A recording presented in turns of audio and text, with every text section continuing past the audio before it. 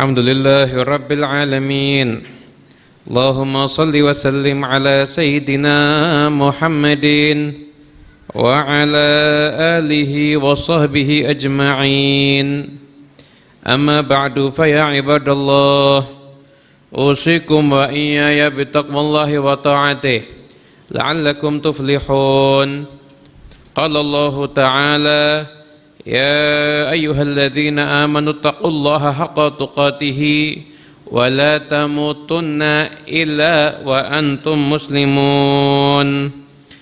Hadirin sidang Jumat yang dimuliakan Allah Ta'ala, puja dan puji syukur kita haturkan ke hadirat Allah. Salawat dan salam semoga selalu dicurahkan kepada junjungan kita Nabi besar Muhammad Sallallahu Alaihi Wasallam beserta segenap keluarga beliau, sahabat beliau dan semua yang mengikuti beliau sampai hari kiamat nanti. Saya selaku khatib mewasiatkan wasiat takwa untuk kita semuanya. Jadilah kita semuanya orang yang bertakwa kapanpun dan dimanapun kita berada. Sedang Jumat yang dimuliakan Allah Ta'ala, tahun baru Hijriah adalah permulaan daripada hijrahnya Nabi Muhammad Sallallahu Alaihi Wasallam. Sebetulnya secara tepat bukan Nabi Muhammad hijrah di bulan Muharram, akan tetapi gelombang sahabat hijrah itu dimulai di bulan Muharram, kemudian Nabi SAW sendiri beliau baru hijrah ada di bulan Rabiul Awal. Namun biasanya di momen-momen seperti ini kita mengenang pelajaran daripada peristiwa hijrahnya Nabi SAW. Sedang Jumat yang dimuliakan Allah Ta'ala, salah satu pelajaran penting yang diberikan oleh junjungan kita Nabi besar Muhammad sallallahu alaihi wasallam terkait dengan peristiwa hijrah adalah bagaimana keyakinan beliau kepada Allah Subhanahu wa taala. Bagaimana bersandarnya beliau kepada Allah. Bagaimana pasrahnya beliau kepada Allah Subhanahu wa taala. Allah Subhanahu wa taala menggambarkan beberapa peristiwa hijrah di dalam ayat suci Al-Qur'an. Wa idh yamkuru bikal ladzina kafaru liyuthbituka aw yaqtuluka aw yukhrijuka wa yamkuruna wa yamkurullah wallahu khairul makirin.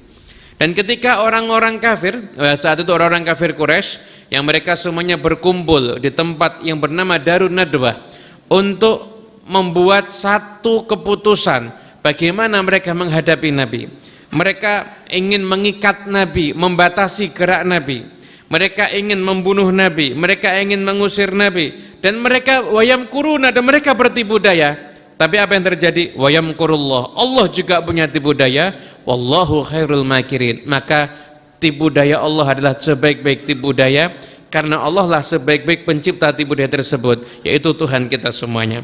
Ketika mereka semuanya berkumpul, kemudian mereka bersepakat bahwasanya mereka akan mempersenjatai 10 orang pemuda dari 10 suku yang berbeda, kemudian malam itu mendatangi Nabi Muhammad, dan 10 orang pemuda itu bersama-sama menusukkan senjatanya kepada Nabi untuk mereka bisa membunuh Nabi. Namun apa yang terjadi? Allah Subhanahu wa taala melindungi Nabi Muhammad. Sebelum mereka datang, Allah mengirimkan malaikat Jibril untuk memberitahu Nabi tentang peristiwa tersebut, dan malam itu Nabi Muhammad sudah tidak berada di rumahnya, dan beliau memerintahkan Sayyidina Ali bin Abi Thalib untuk menggantikan beliau tidur di kasurnya. Malam itu Nabi Muhammad sudah tidak tidur di kasur beliau. Beliau memerintahkan Sayyidina Ali bin Abi Thalib, yaitu sehingga dikatakan dalam sebagian sirah pengorbanan pertama atas nama Islam dilakukan oleh Sayyidina Ali bin Abi Thalib, karena malam itu beliau tidur di kasur Nabi Muhammad, yang mana saat itu malam itu tidur di kasur Nabi Muhammad resikonya adalah kehilangan nyawa, dan itu dilakukan oleh Sayyidina Ali bin Abi Thalib di saat itu. Maka Nabi Muhammad SAW keluar, beliau mengajak Sayyidina Abu Bakar As-Siddiq, kemudian beliau meninggalkan kota Mekah, kemudian beliau bersembunyi di gua. Orang-orang kafir Quraisy pun ketika menantikan dan ketika mereka sadar bahwa Nabi Muhammad telah pergi, maka mereka tidak berhenti mengejar Nabi. Bahkan ketika Nabi Muhammad ada di gua, maka mereka pun juga mengejar Nabi sampai mencari hingga ke gua-gua tersebut, hingga diabadikan oleh Allah Ta'ala, illa tansuruhu faqad nasarahullah id akhrajahu alladhina kafaru thaniya itsnain id huma fil ghari id yaqulu li sahibihi la tahzan innallaha ma'ana. Ketika Nabi Muhammad sallallahu alaihi wasallam beliau ada di gua, Maka ketika itu orang-orang kafir Quraisy mereka mencari, hingga mereka ketika akan menerobos satu sisi gua, mereka mendapati sudah ada sarang laba-laba di situ, ada burung merpati bertengger di situ, sehingga mereka pun tidak jadi memasuki. Dan mereka mengatakan kalau seandainya Muhammad betul masuk ke sini, pasti sarang laba-laba ini telah rusak, dan mungkin sarang laba-laba ini sudah ada bahkan sebelum Muhammad dilahirkan. Padahal posisi mereka sudah sangat dekat dengan Nabi ketika itu.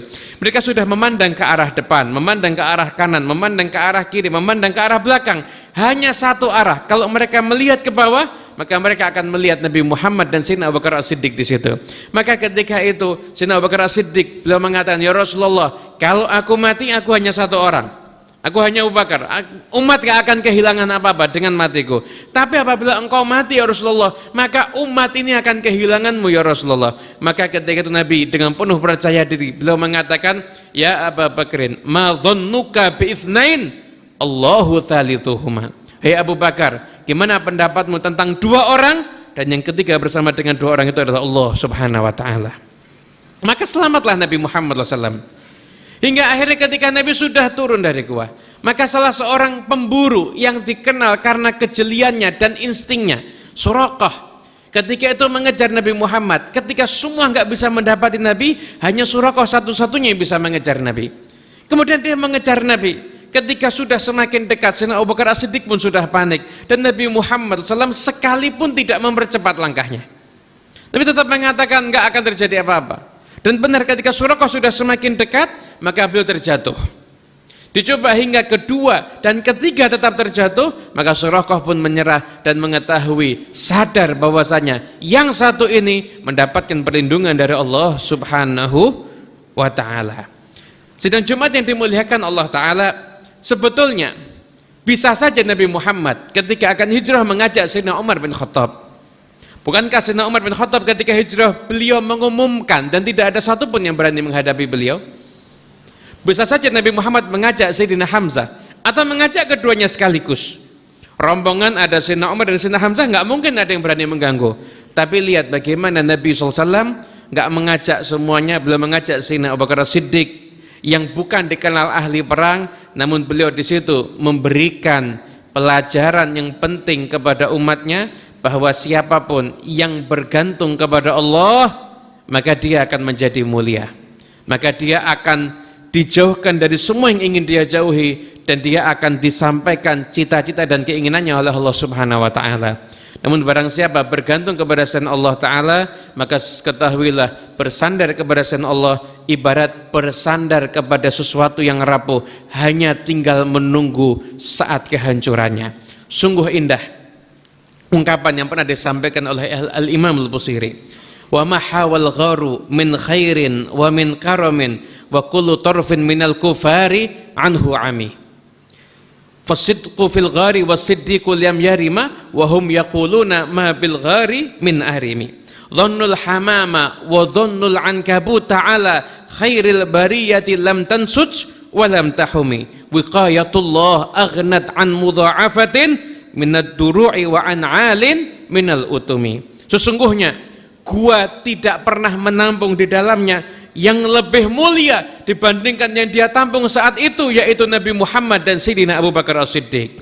Sungguh Nabi Muhammad dan Sayyidina Abu Bakar berada di dalam gua, dan orang-orang kafir matanya tidak bisa memandang ke arah mereka, dan mereka mengatakan di gua ini pasti tidak ada orang. Mereka menyangka adanya merpati, mereka menyangka adanya laba-laba yang membuat sarang. Itu terjadi, bahkan itu terjadi sebelum kelahiran Nabi Muhammad. Tapi inti daripada semuanya adalah wiqayatullah, penjagaan Allah, aghnat an mudha'afatin minad duru'i wa an 'alin minal utumi. Penjagaan Allah Ta'ala itu lebih ampuh, lebih kuat dibandingkan berlapis-lapis baju besi dan benteng-benteng pertahanan yang kokoh, masih kalah kuat apabila dibandingkan dengan perlindungan Allah subhanahu wa ta'ala kepada hamba-hambanya, meminta perlindungan kepada Allah subhanahu wa ta'ala. Sedang Jumat yang dimuliakan Allah Ta'ala, intinya manusia di dalam hidup ini dia akan menjadi mulia, dia akan meraih cita-citanya, akan menggapai semua harapannya apabila dia jasad tetap dia gunakan untuk berikhtiar, namun hatinya tidak pernah berpaling kepada Allah Subhanahu wa taala. Manusia yang akan sukses adalah manusia yang melibatkan Allah di dalam kehidupannya. Dia meminta pertolongan kepada Allah Ta'ala, dia angkat tangannya mengemis kepada Allah Subhanahu wa Ta'ala. Betul-betul dalam hatinya dia sadari makhluk itu rapuh, makhluk nggak bisa berbuat apa-apa. Satu-satu yang bisa diharapkan hanyalah Allah Subhanahu wa Ta'ala. Apabila manusia sudah melibatkan Allah Ta'ala dalam kehidupannya, maka dia akan menjadi orang yang mulia, dia akan menjadi orang yang kuat, dia akan menjadi orang yang kokoh. Kenapa? Karena bersandar hanya kepada Allah Subhanahu wa Ta'ala. Wa may yatawakkal 'ala Allah fahuwa hasbuh.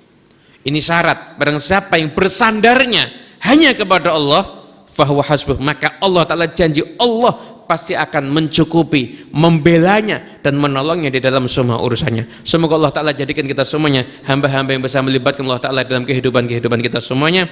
Jadikan hati kita hanya berharap kepada kesucian Allah Subhanahu wa Ta'ala, dan jadikan kita semuanya orang man i'tazza billah, bukan man i'tazza bi ghairillah, orang yang mulia karena berharap kepada Allah Ta'ala, bukan mulia dengan berharap kepada selain Allah Subhanahu wa Ta'ala. Barakallahu li wa lakum fil Qur'anil azim wa nafa'ani wa iyyakum bima fihi minal ayati wa dzikril hakim. Aqulu qawli hadza astaghfirullah li wa lakum wa li walidayya wa li walidikum wa li jamil muslimina min kulli dhanbin fastaghfiruh innahu huwal ghafurur rahim.